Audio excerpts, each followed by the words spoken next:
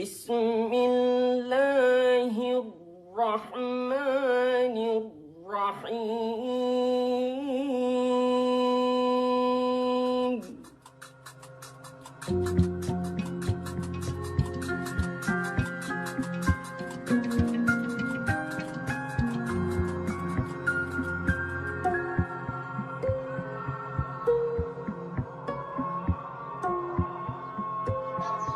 Le Coran, de l'arabe Al-Quran, qui signifie récitation ou lecture, est le livre fond de l'islam, une religion partagée par plus d'1 milliard de fidèles dans le monde.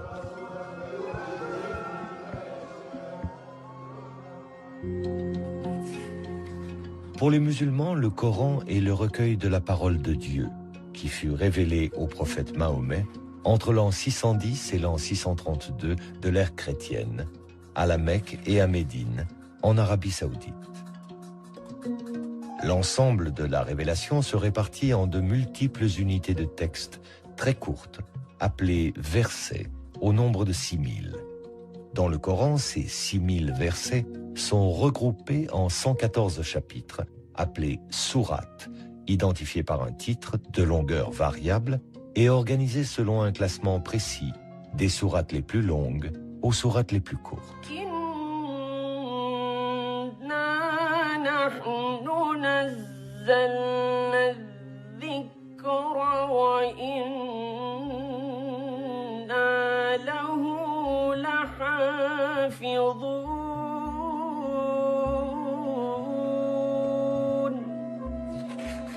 Pour la tradition musulmane, Dieu lui-même est le gardien du Coran. C'est-à-dire qu'il n'y aurait eu tout au long de son histoire qu'une seule et unique version du texte coranique, inchangée depuis 14 siècles.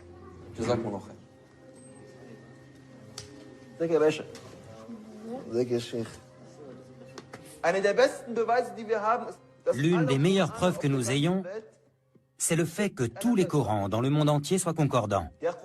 Le Coran qu'on lit au Maroc est le même que celui qu'on lit en Chine, et celui qu'on lit en Arabie Saoudite, le même qu'on lit ici aujourd'hui en Europe ou en Afrique du Sud. Où que l'on aille, quelle que soit la direction vers laquelle on regarde, c'est toujours le même Coran.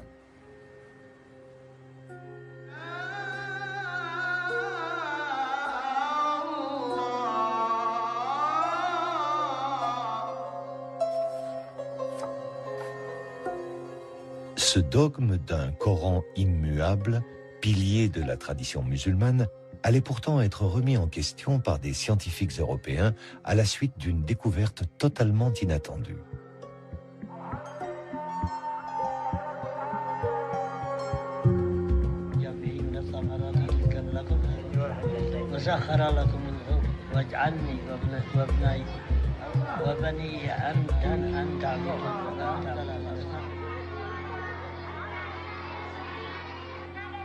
En 1972, le toit de la grande mosquée de Sanaa, la plus ancienne de la ville, s'effondre et laisse apparaître une sorte de cache où se trouvaient dissimulés depuis des siècles des milliers de parchemins.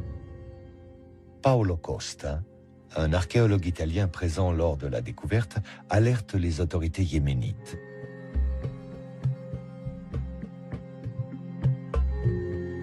Il s'agirait de fragments de Corans anciens. Une équipe de chercheurs européens procède à une datation au carbone 14 et confirme.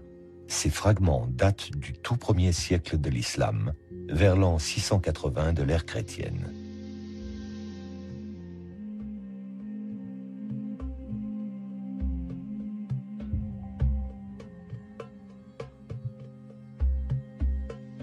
Ce sont les plus anciens manuscrits coraniques connus au monde, avec une écriture très rudimentaire, composée d'un simple squelette de consonnes. Un fonds inestimable aux yeux des scientifiques européens pour la connaissance de l'histoire du livre saint de l'islam. Ce fonds est actuellement en cours d'étude et c'est par ce biais que l'on a eu de nouvelles informations sur la transmission du texte coranique dans les premiers temps de l'islam. Et c'est là où l'on a découvert pour la première fois un manuscrit qui présentait une séquence différente des sourates de celle qui est canoniquement admise. Une organisation différente de l'ordre des sourates, mais aussi l'existence de palimpsestes, des fragments sur lesquels le texte initial aurait été effacé et remplacé par un autre. La présence également de mots étrangers, non arabes. En clair, des différences notables par rapport au Coran tel qu'il est aujourd'hui. Le Coran aurait donc eu, comme les autres livres saints, une histoire. Au cours du 1er siècle de l'islam, le texte coranique, son écriture, son organisation, la forme même du livre ont visiblement évolué. Suivant l'expansion de cette nouvelle religion, suivant les conquêtes de nouveaux territoires, l'émergence de versions concurrentes, les jeux de pouvoir religieux et politiques. Une histoire des origines qui s'écrit aujourd'hui entre tradition islamique et analyse scientifique et qui appelle les chercheurs européens et les musulmans à croiser leurs récits et leurs savoirs.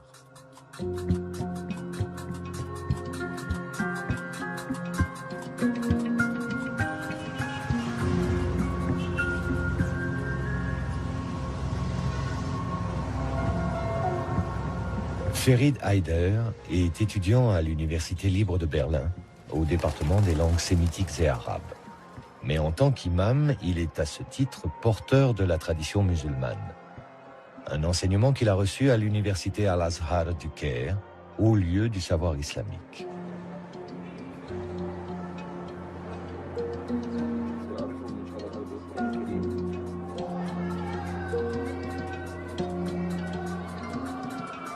Dans la mosquée, les étudiants venus du monde entier se retrouvent pour des discussions théologiques, un partage de connaissances, et pour la récitation du Coran, comme un écho perpétuel à la révélation faite au prophète Mahomet au tout début du 7e siècle. À cette époque, l'Arabie n'était qu'un vaste désert que parcouraient les nomades et leurs caravanes. L'oasis de la Mecque abritait la Kaaba, un sanctuaire où l'on vénérait encore de multiples dieux, des idoles de pierre. Pourtant, les tribus juives et les chrétiens présents en Arabie diffusaient depuis longtemps déjà l'idée de la foi en un Dieu unique. Parmi les habitants de la Mecque, un homme faisait exception. Il s'appelait Mohammed, Mahomet. Marchand caravanier, âgé d'à peine 40 ans, il avait pour habitude de partir méditer seul dans une grotte. C'est là qu'il a reçu, en l'an 610, sa première révélation. Un homme lui apparut. L'homme marcha vers lui et lui dit « Ikra, lis, au nom de ton Seigneur qui a créé. »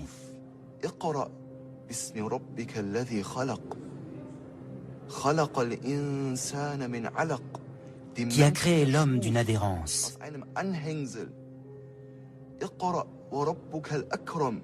Lis. Ton Seigneur est le très noble.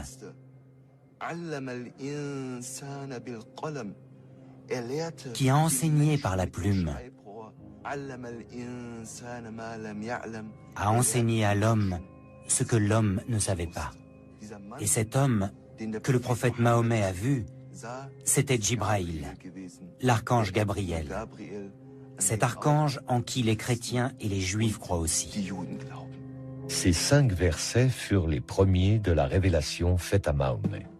La révélation, tout entière recueillie dans le Coran, affirme avant tout que Dieu est unique et que Mahomet est son ultime prophète, son messager, dans la lignée d'Abraham, de Moïse et de Jésus.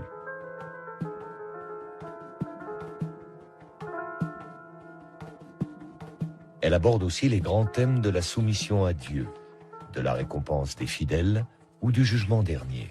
Elle annonce enfin la venue d'une communauté nouvelle, celle des musulmans, et édicte les lois qui vont la régir sur le plan des rituels religieux, de l'organisation sociale, de la politique. Au fur et à mesure qu'il les recevait, Mahomet partageait ses révélations avec Khadija, sa femme, puis avec son cousin Ali et ses amis proches, qui allaient former son premier cercle de fidèles, les compagnons. Ensemble, ils apprenaient par cœur chacune des révélations que le prophète continuait de recevoir. Ils les récitaient inlassablement pour ne rien en oublier.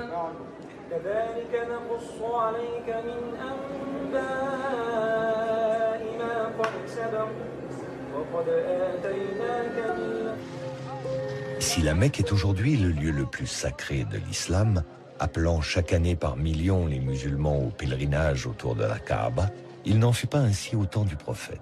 Les Mécois se montrèrent tout d'abord indifférents aux prédications de Mahomet. Mais quand le prophète les exhorta à renoncer au culte païen des idoles, ils se mirent à le persécuter.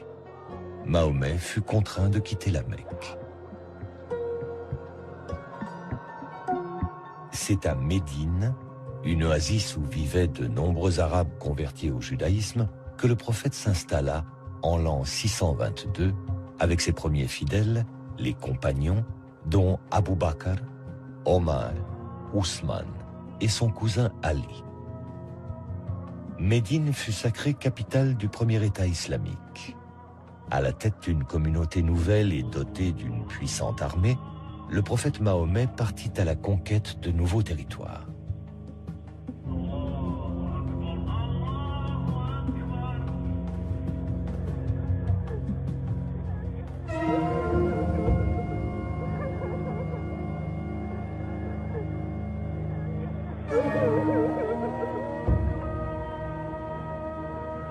Le prophète meurt en l'an 632. À sa mort, la presque totalité de la péninsule arabique s'était ralliée à la foi monothéiste de l'islam.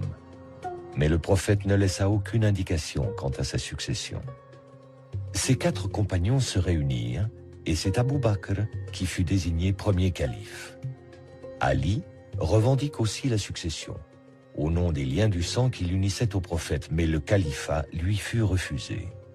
Et c'est cette première divergence qui, 2 siècles plus tard, divisera les musulmans en 2 branches. Les sunnites, aujourd'hui majoritaires dans le monde, qui s'attachent à la lignée des califes Abu Bakr, Omar et Ousmane, et les chiites, qui se rattachent à Ali. Alors qui, une fois le prophète disparu, allait prendre l'initiative de la mise par écrit du Coran? Qui allait faire des révélations un véritable livre? Avec quelle volonté? Strictement religieuse ou déjà politique? Et dans cette transcription de la parole de Dieu, quelle sera la part de l'intervention humaine?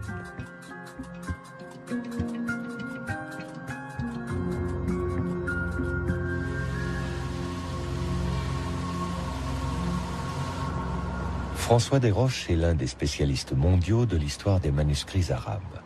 C'est à la Bibliothèque nationale de France, où est conservée l'une des plus importantes collections de manuscrits anciens, qu'il travaille actuellement sur des Corans provenant de Damas et du Caire. En tant que paléographe et codicologue, il applique au Coran une double analyse, à la fois de l'histoire de l'écriture et de l'histoire des codex, les plus anciennes formes de livres reliés.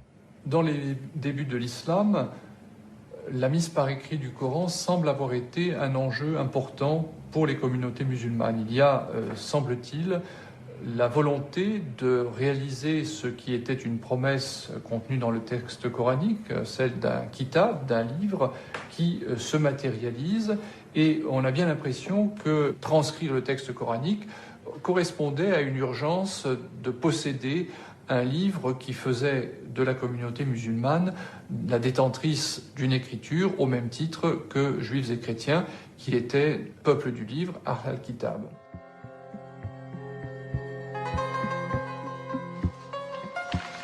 Le manuscrit arabe 328 est l'un des plus anciens exemplaires du Coran aujourd'hui connu.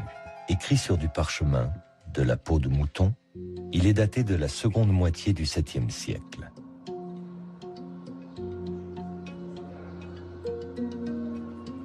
Ce manuscrit fut découvert dans une cache de la mosquée Amr à Foustat, l'actuelle banlieue du Caire, lors de la campagne d'Égypte menée par Bonaparte à la fin du XVIIIe siècle. Les fragments de parchemin qu'il contient, écrits par plusieurs copistes, représentent environ la moitié du texte coranique. En plus de ceux qui se trouvent à la Bibliothèque nationale de France, d'autres fragments sont conservés à la Bibliothèque nationale de Russie à Saint-Pétersbourg, à la Bibliothèque apostolique Vaticane à Rome et dans une collection privée à Londres. Le manuscrit est particulièrement intéressant parce qu'il nous montre un certain nombre de caractéristiques de la transmission du texte coranique à l'époque ancienne, et notamment le fait qu'il était assez commun à ce moment-là de se mettre à plusieurs pour copier le texte sacré. Nous savons que le texte a été copié par plusieurs intervenants parce que les mains sont très caractéristiques. À côté de celle-ci, qui est sans doute la plus importante au sein du manuscrit, nous avons également un autre copiste et qui lui écrit dans un style beaucoup plus élaboré. L'écriture est de type Hejazi, du nom du Hejaz, la région d'Arabie où se trouvent la Mecque et Médine. C'est l'une des notations les plus anciennes de l'arabe, constituée uniquement d'un squelette de consonnes et donc d'une lecture très difficile. Il n'existait pas ou peu de signes qui permettent de distinguer des lettres identiques. Les voyelles brèves non plus ne sont pas notées. Quant aux sourates, elles n'étaient pas identifiées par un titre, mais juste par un espace vide qui les séparait. À l'évidence, par rapport au Coran actuel où la ponctuation, l'organisation du texte ne laisse place à aucune imprécision, les premiers manuscrits coraniques, avec leur écriture rudimentaire, pouvaient être source d'erreurs de lecture, voire d'interprétations différentes du texte sacré. Mais pour les premiers musulmans, le recueil de la parole divine pouvait-il courir ce risque?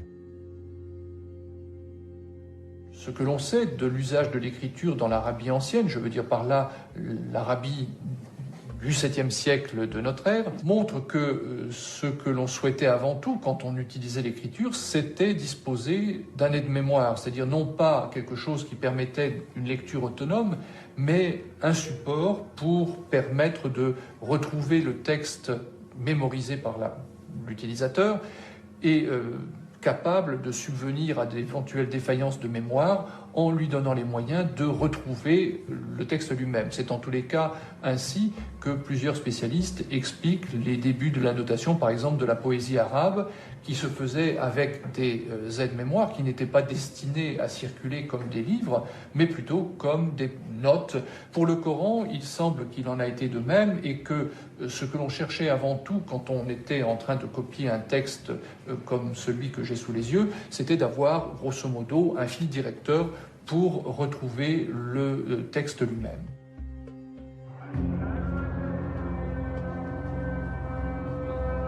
Même utilisée comme aide-mémoire, et malgré ses insuffisances orthographiques, la mise par écrit de la révélation coranique montre la grande confiance que témoignaient les premiers musulmans dans la capacité d'un livre à assurer la sauvegarde de la révélation coranique.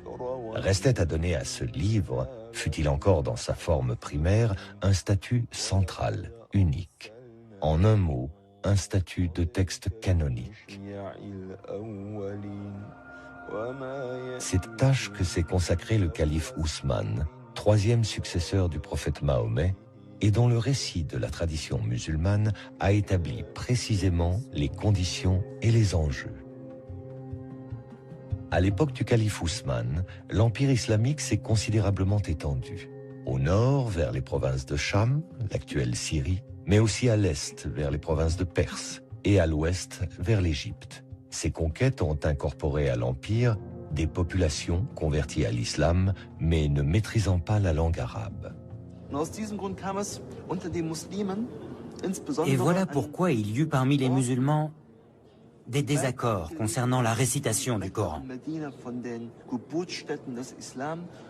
notamment dans des endroits très éloignés de la Mecque et de Médine, ces berceaux de l'islam.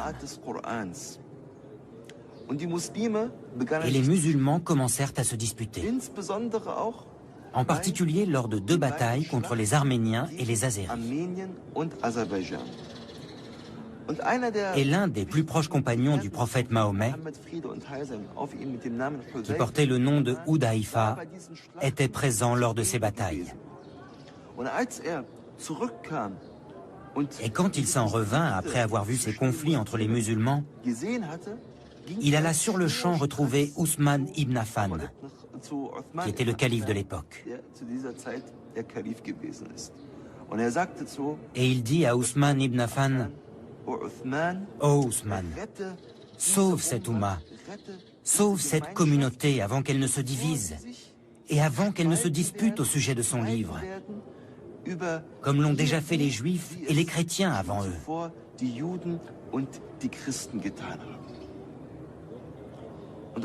Et Ousmane ibn Affan prit cet avertissement très au sérieux.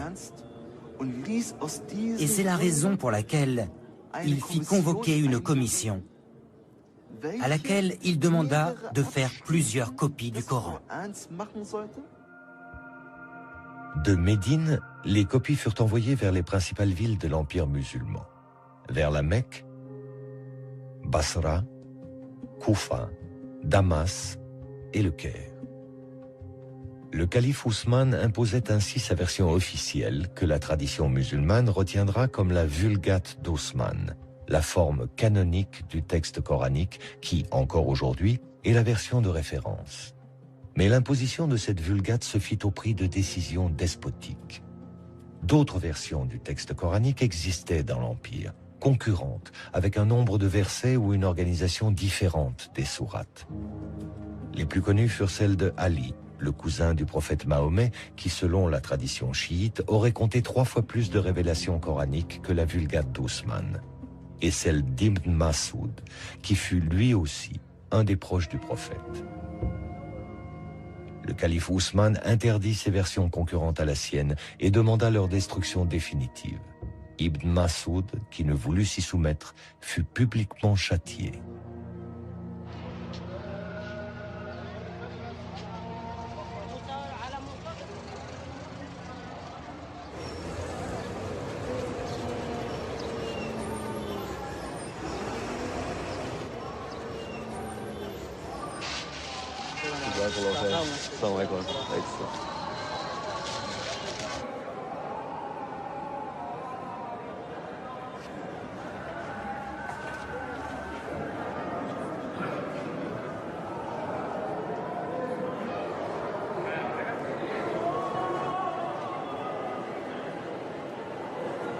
La Vulgate ousmanienne, objet de foi autant que de pouvoir, fut portée au rang d'objet de dévotion par la tradition musulmane. Dans la mosquée Al-Hussein du Caire, un exemplaire du Coran attribué à Ousmane serait gardé derrière cette porte que les fidèles embrassent.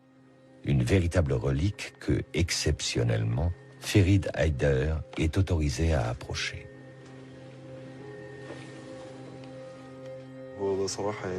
À vrai dire,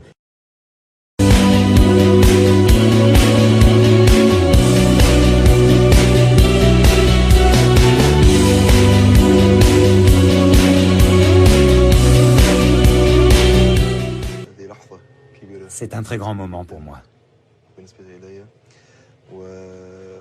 Ceci est bien l'un des exemplaires du Coran qui a été écrit à l'époque d'Ousmane. Que Dieu soit satisfait de lui. Tout simplement, on s'accorde pour dire que ce Coran est l'une des 6 copies que le calife Ousmane avait ordonné d'écrire. On peut voir les pages et prendre connaissance de cette écriture. Il est grand au nom d'Allah. Il n'y a ni ponctuation ni voyelle. Bismillah.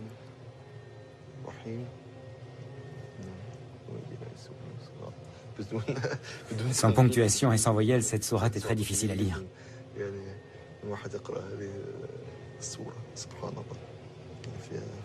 Je peux voir la dernière page?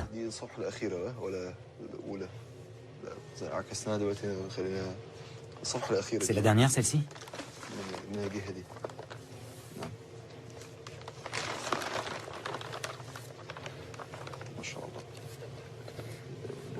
C'est la dernière. C'est la sourate An-Nas, les hommes, n'est-ce pas? Oui, gloire à Dieu. C'est grandiose, c'est incroyable quand on y pense. Que ce Coran ait été écrit de la main de l'un des vénérés compagnons.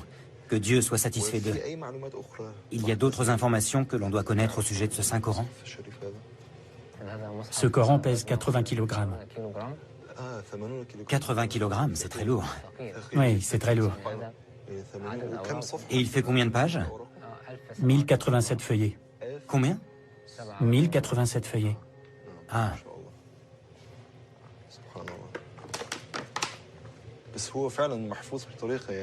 franchement, la conservation est superbe. Il a plus de 1400 ans, c'est vraiment très très ancien. Si vieux et malgré cela, gloire à Dieu, on dirait qu'il a été écrit il y a à peine 100 ans. Dieu est grand, c'est merveilleux.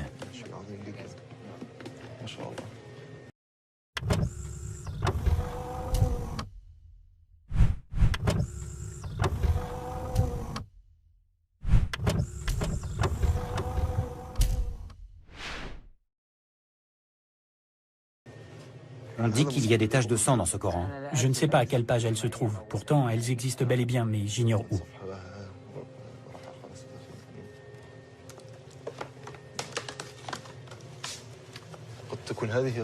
Est-ce que ça pourrait être ça, les marques de sang? Elles existent bien, mais elles sont effacées. Vous voulez dire qu'elles ne sont pas visibles? Non, pas très visibles. D'autres Corans, aussi volumineux et tachés de sang, sont répertoriés dans le monde musulman, à Istanbul et à Tachkent, en Ouzbékistan pour les plus connus. Considérés comme contemporains du calife Ousmane par la tradition musulmane, aucun d'eux n'a pu être historiquement daté, les scientifiques y voyant plutôt des copies tardives du 8e ou 9e siècle.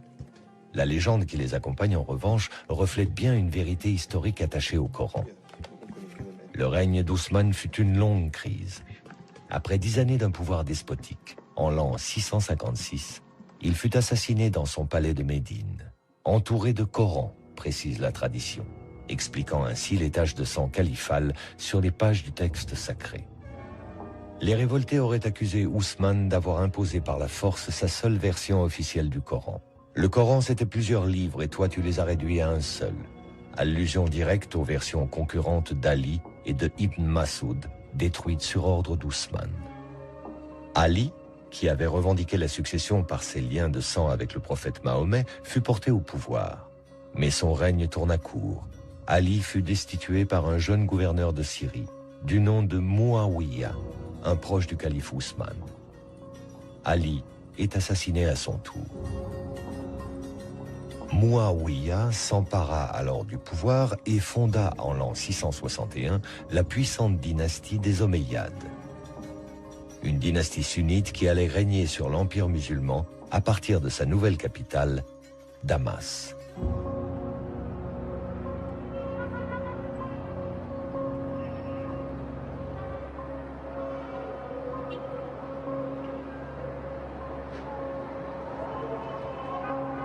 Trente années à peine après la mort du prophète Mahomet, et une fois mise en place une première version canonique du texte sacré par le calife Ousmane, le Coran allait, sous les Omeyyades, entrer dans la seconde phase de son histoire.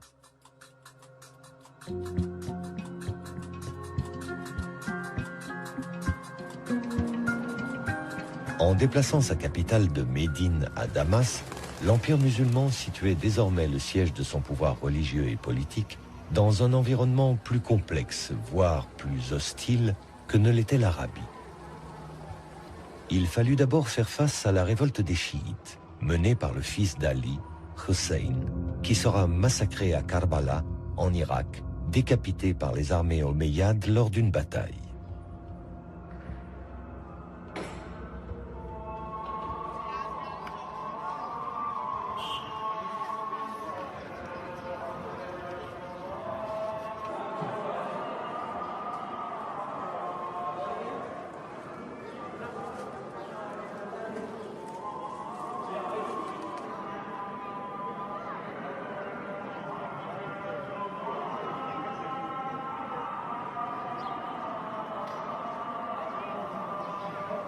Selon la tradition, la tête de Hussein serait conservée, curieux paradoxe, dans la mosquée même des Omeyyades, relique aujourd'hui vénérée par les pèlerins chiites venus d'Iran.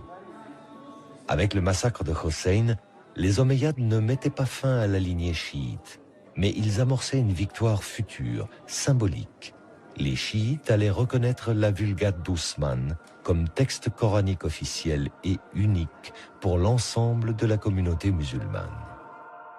L'autre défi, d'importance, se trouvait du côté de Byzance et de son puissant empire chrétien gréco-oriental, lui-même héritier de l'empire romain.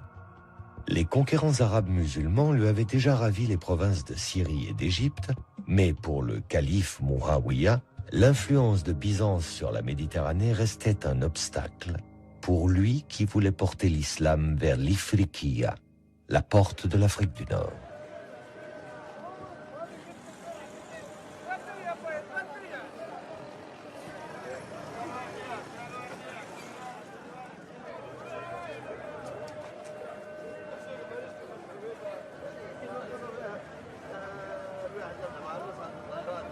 En l'an 670, le calife y envoie l'un de ses généraux qui fit de Kéran l'islamisation du Maghreb et de la diffusion du Coran d'Ousmane.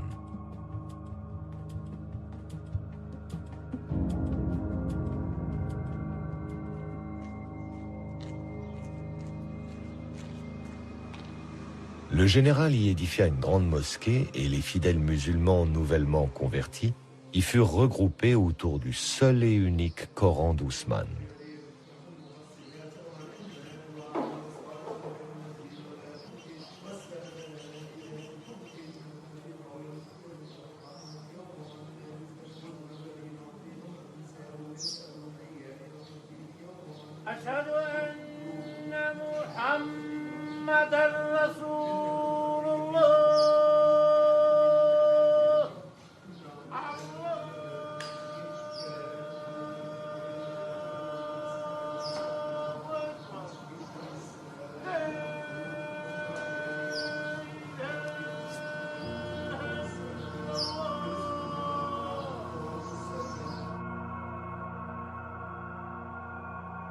Au Coran apporté par les troupes omeyyades vinrent s'ajouter ceux que les copistes kérouanais commençaient à produire sur place. Ils allaient ainsi constituer l'une des plus grandes bibliothèques coraniques des premiers temps de l'islam, et dont il subsiste aujourd'hui une rare collection de quelques dizaines de milliers de fragments.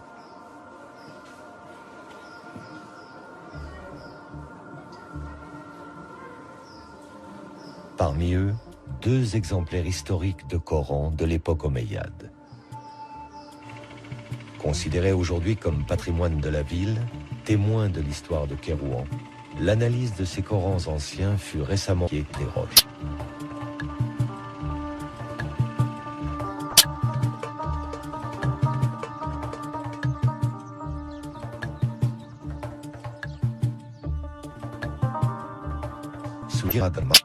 Docteur en archéologie islamique, les précieux fragments parchemins coraniques sont minutieusement restaurés.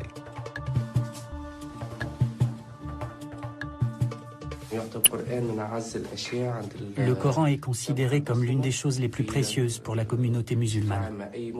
Le Coran occupe une place très particulière dans le cœur de chaque musulman. C'est pourquoi, lorsque je restaure un manuscrit sur lequel sont écrits des versets du Coran, cela éveille un autre restaurateur en moi.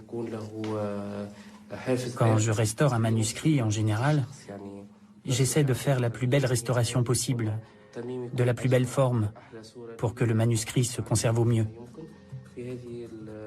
Mais quand je restaure un manuscrit coranique, ça me procure un sentiment de plénitude, un sentiment de bonheur réellement indescriptible. Car on préserve une chose investie d'une valeur culturelle et humaine qui, pour l'islam, est unique.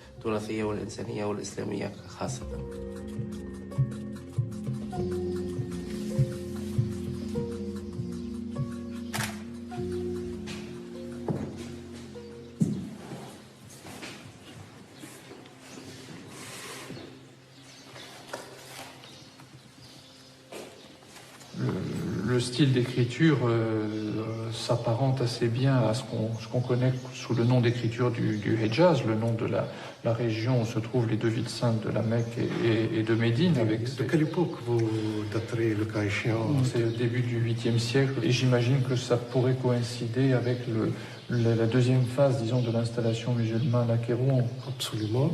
Ça aurait pu effectivement être un des moyens d'islamisation du pays avec cette présence d'une collection de Coran à la grande mosquée du Coran. Il y a sans doute eu une volonté de faire durer ce manuscrit. On le voit dans ces pages qui ont été repassées pour les rendre plus lisibles.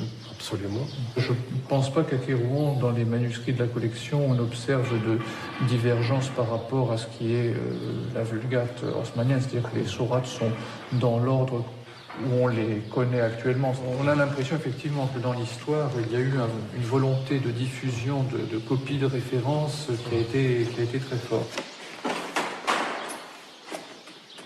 Là, c'est vraiment tout à fait autre chose.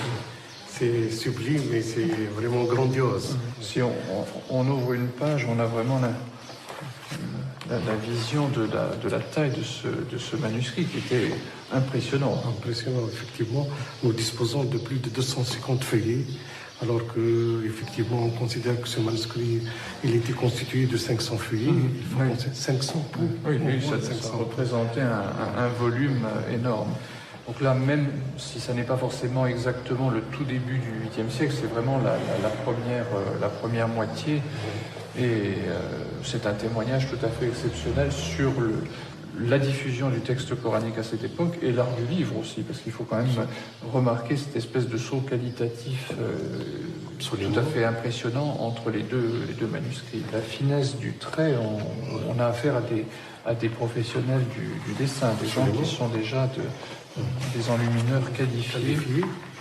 Et donc il y a une grande variété de couleurs et de motifs aussi. Oui, ce motif de flèche est assez exceptionnel.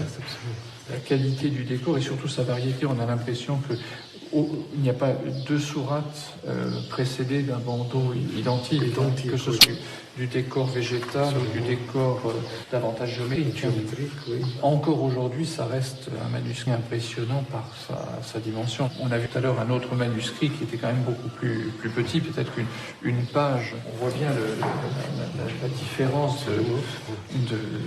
de valeur et la différence des moyens mis en œuvre. Oui, ça je crois que c'est un des joyaux de la collection.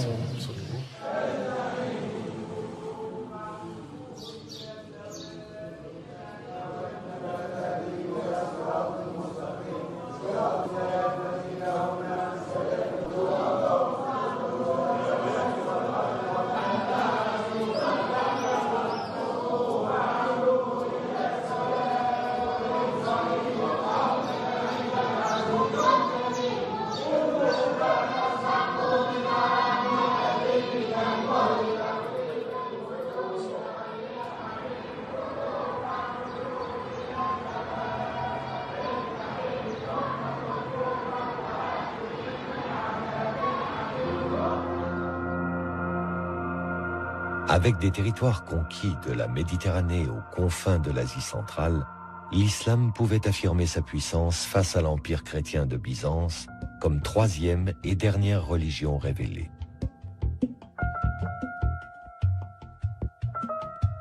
Il lui restait cependant à donner une véritable expression à cette puissance, mais dans une grandeur de l'islam liée à l'histoire du christianisme. L'artisan en sera Abd al-Malik, le calife le plus flamboyant de la dynastie des Omeyyades. Il fit de l'édification des premiers monuments de l'islam et de la réforme du Coran les deux piliers de son règne qui débuta en l'an 685.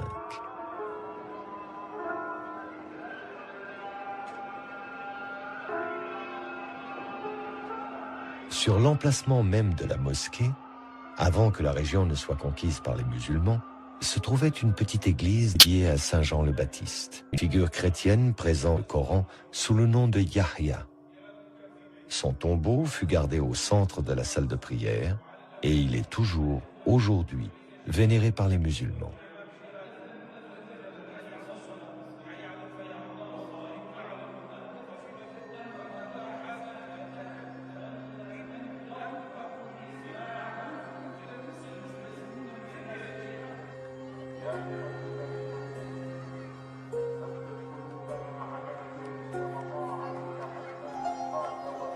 La présence des chrétiens en terre musulmane s'est également traduite dans l'art des décors omeyyades, dont la grande mosquée de Damas témoigne encore et que François Desroches vient observer aujourd'hui, cherchant à en établir le lien entre l'architecture et les Corans omeyyades, dont un en particulier, rarissime, qui fut découvert à Sanaa en 1972.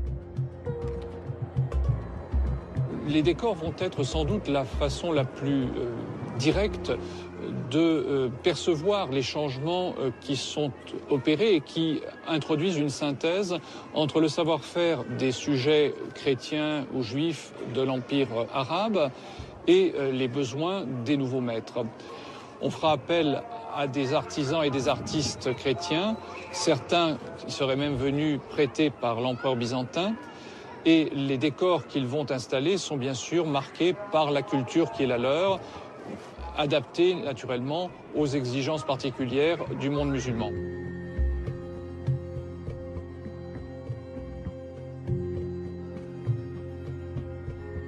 On peut faire des parallèles extrêmement précis entre ces mosaïques chrétiennes dont je parlais à l'instant et les décors des Corans.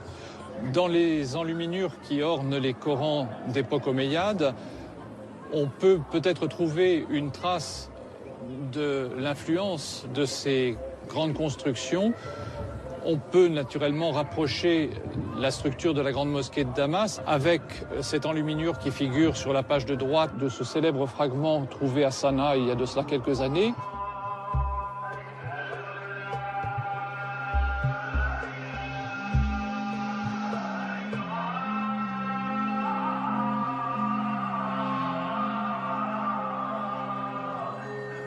Dans un empire où les musulmans non arabes sont désormais majoritaires, il fallait, pour le pouvoir omeyyade, souder la communauté musulmane, lui donner une cohérence, une unité.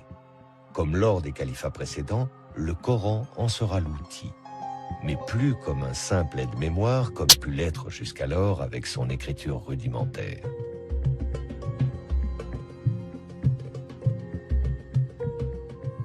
Pour le calife omeyyade Abd al-Malik, l'amélioration de la Vulgate d'Ousmane, au affectueux squelette de consonnes, il fit ajouter des ponctuations très précises. Distinction des lettres similaires, notation des voyelles, indication de prononciation. Ainsi complété, le texte coranique ne pouvait plus prêter à des erreurs de lecture ou à des interprétations contradictoires ou distinctes.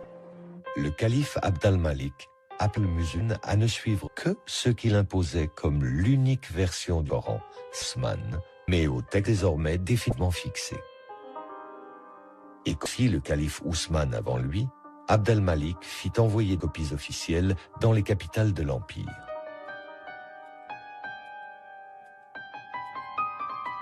Moins d'un siècle à peine après la disparition du prophète Mahomet, l'islam, au même titre que les deux religions révélées, détient son livre.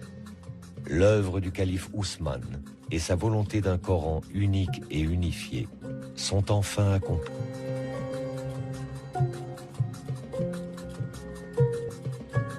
La Vulgate d'Ousmane, vénérée par la tradition musulmane, est la seule référence pour l'édition du Coran aujourd'hui dans le monde. Mais l'histoire des origines du Coran n'a pour autant pas encore livré tous ses mystères. Une inestimable collection de photographies qu'on croyait à jamais disparues vient de réapparaître. Entre les années 1920 et 1930, Gotthelf Bergstrasser, un chercheur orientaliste allemand, parcourut la Méditerranée de la Turquie au Maroc en passant par Damas et le Caire jusqu'aux grandes bibliothèques européennes à la recherche de Corans du 1er siècle de l'islam. Il en photographia les pages par milliers, constituant ainsi l'une des plus riches sources d'informations sur l'histoire du Coran. Dans la lignée des grands orientalistes allemands, Gotthelf Bergstrasser avait pour projet d'approfondir la recherche sur le texte coranique.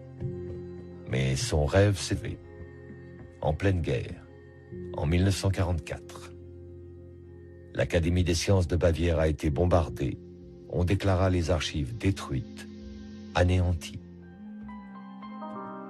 Les archives de Bergstrasser avaient été en fait volontairement dissimulées peut-être par crainte à l'époque d'engager une analyse du Coran probablement jugée trop sensible. Retrouvées en 2007, elles ont été confiées à une unité de recherche de l'Académie des sciences humaines de Brandebourg, appelée Corpus Coranicum, et dirigée par le professeur Angelika Neuwirth. Pour elle et son équipe, le fonds photographique de Bergstrasser, par sa richesse, augure de plusieurs années de recherche passionnantes et soulevant l'enthousiasme des scientifiques européens, comme avaient pu le faire il y a plus de 30 ans les fragments de Sanaa au Yémen. Que va-t-on découvrir? Quels secrets ces archives vont-elles révéler de l'histoire du Coran au premier temps de l'islam?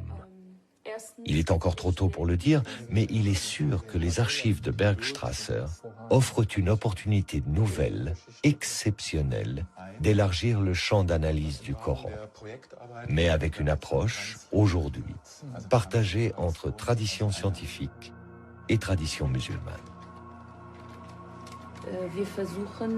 Nous essayons toujours de transcrire et d'analyser les manuscrits les plus anciens du Coran, car ils sont d'une plus grande importance et sont plus proches de l'époque à laquelle le Coran a été envoyé sur terre.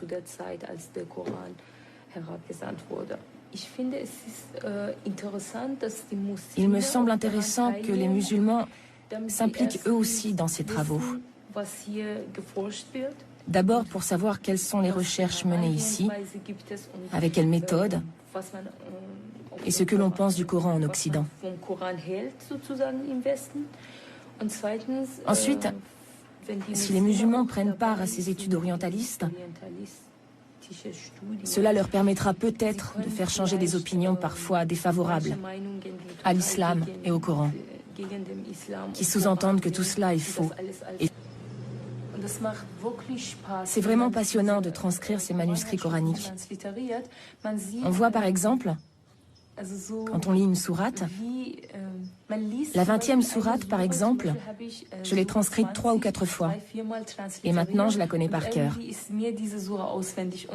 Et petit à petit, je comprends ce qu'ont ressenti à l'époque les gens qui lisaient le Coran. Moi, je trouve que c'est très utile de collecter des manuscrits et de les examiner. C'est très important pour les musulmans. Parce que, en tant que musulmans, nous partons bien sûr du principe, comme il est dit dans le Coran d'ailleurs, que c'est Dieu qui a préservé le livre, avec les moyens dont disposent les hommes, bien sûr. J'aurais peut-être une autre question. Comment ressens-tu finalement, en tant que musulmane, le fait de participer à un tel projet qui est quand même dirigé et qui a été mis en place par des orientalistes, c'est-à-dire par des scientifiques non musulmans? Cela ne m'a jamais vraiment posé de problème. Il est vrai que nous avons une autre approche du Coran. Nous le percevons vraiment en tant que livre saint. Et nous y voyons notre religion. Donc tu n'y vois pas de contradiction? Personnellement, moi non plus. Pour autant que je sois au courant de ce projet, je ne ressens pas là de contradiction. C'est vrai. Parce que ces gens travaillent de façon très objective. Et scientifique. Et ils ont un point de vue scientifique. Et je ne pense pas que nous, en tant que musulmans, devions avoir de problème avec une approche scientifique. Oui. Parce que je pense qu'en tant que musulmans, nous devons peut-être tout simplement avoir, ou trouver, la force d'aborder la question sous un angle scientifique. Oui, absolument. Ne serait-ce que pour montrer que nous n'avons pas peur. Parce que si je dis que je ne veux pas d'une approche scientifique, que ça me suffit de croire que ça vient vraiment de Dieu et que ça n'a pas été falsifié, c'est un signe extérieur de faiblesse. Oui. Ça voudrait dire que j'ai peur que cela mette en évidence quelque chose qui ne serait peut-être pas très bon pour nous, musulmans, ou pour l'islam. Parce que cela contredirait ce en quoi nous croyons. Mais je n'ai aucun souci là-dessus. De toute façon, en Allemagne, les orientalistes sont toujours des Allemands. Et je trouve que ce ne serait pas mal que les musulmans aient un jour la possibilité d'y prendre part. Un peu, oui. Absolument. L'un de nos premiers objectifs est de partager nos propres constatations ou nos propres points de vue sur le Coran avec des musulmans. À long terme, nous espérons bien sûr pouvoir fédérer autour d'une idée qui n'est d'ailleurs pas neuve, à savoir que l'on peut mettre nos deux traditions sur un même plan et que l'on peut tirer des enseignements de toutes les deux. Ce qu'il nous faut, c'est une interaction. Ce qui, face à la mondialisation, devrait d'ailleurs être le cas depuis longtemps. Interaction entre deux traditions du savoir qui peuvent en quelque sorte s'aligner. En ce sens, nous sommes dans le même bateau que les musulmans et nous ne voulons en aucun cas pratiquer notre recherche coranique de façon, comment dirais-je, académique, alors qu'il y a des millions de musulmans qui sont curieux, qui s'intéressent et qui disposent eux-mêmes d'un savoir que nous n'avons pas. Si nous voulons vraiment nous approcher du Coran, nous avons besoin d'une étroite collaboration avec des érudits musulmans. Sans eux, ce n'est pas possible.